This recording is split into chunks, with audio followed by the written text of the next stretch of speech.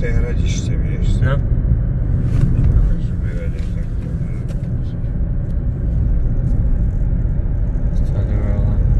Je osvietený kostol teraz? Možno už nie je ničo. Je, áno. Je aj svetlo na kostole. Ťažko viesť z tohto uhla.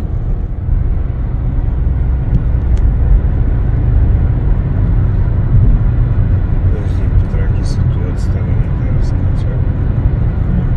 Keď sa pozrieš dozadu, tak je rozsvietený kostol.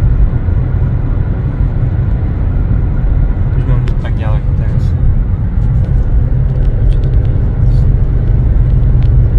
To sa zavesil na mňa úplne. To zase sa mu ukážem, že nech si ide.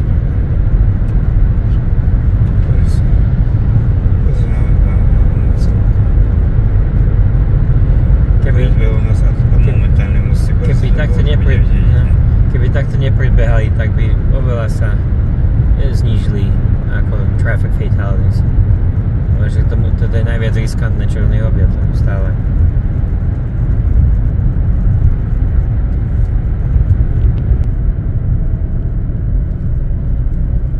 To nemera, neblíka.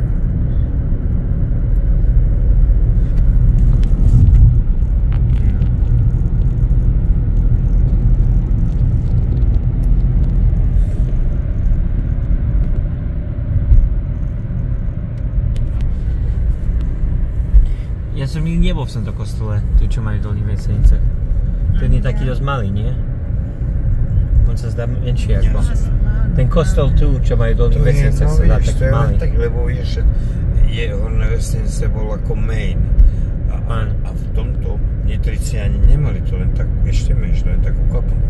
Že všetci chodili do Horných Vesenic. Vieš? Lebo pokiaľ nebola tu, začali s tou paličkárnou a potom bola tie gumy a potom partizáni tu prinútili Čechov, že bude tu fabrika, vieš? No. Tak pokiaľ nebola fabrika, tak Dolné Vesenice neboli veľké. Tu tam nič nebolo, to bolo len toto dedina, vieš? Áno, no. Menšia. Povedla cest. Tie činžaky to nebolo. Činžaky vznikli, keď tu bola práca. No však áno, no. Aj to túto druhú polovičku smerom do Horných Vesenic, čo vidíš, toto sú všetko novšie domy, taký nebudú. Áno.